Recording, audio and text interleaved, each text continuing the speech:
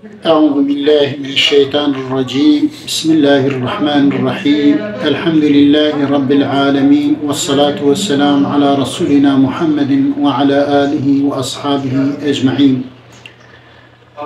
حمد سنة شخدا عز وجل ربين، الصلاة والسلام لسر آله لسر أصحابه ولسر پیوری پیغمبر علیه الصلاة والسلام و چقاسا او کسی که قنج و صالحن.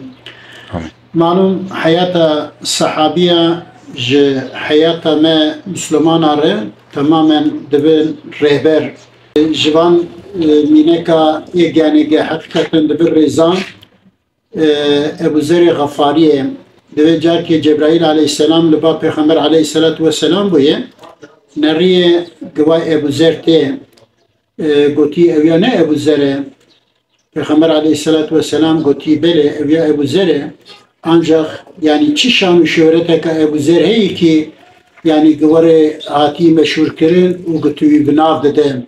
Bale.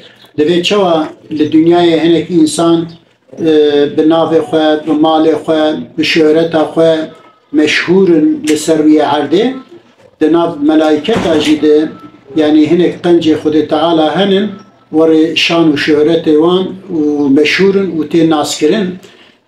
یک جوانه جی ابو ذر پیغمبر علیه الصلاة والسلام دوجی یعنی شوان شهر و شهرت ابو ذر او خصلتی وی چیه که وره کتی پیش و گهاتی ناس کرن دوی یک شی ابو ذر دوی خصلت کاوی یعنی عیبا گد نفسا وی ده گهبایا یعنی هری آعولی لنفسا خواه دخص بن چعف yani xatayê qarşiya xwe zêde pir nenerî daha pir li xetayê xwe dinerî û pir zêde jî îxlas yani qul huvallahu ehad dixwîne malûm qul huvallahu ehad jî ji ber xatirê yani bi Xwedê Teala bi xwe naskiriya xwe yekbûna xwe û tarîfa xwe ji Pêxember aleyhissalatu vesselam bi kelamê xwe gekiriye.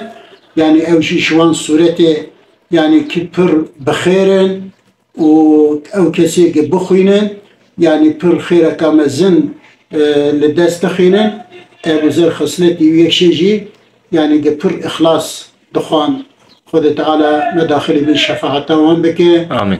û me bike peyrevî wan inşallah. Xwedê ji we razî be, me rava vesile.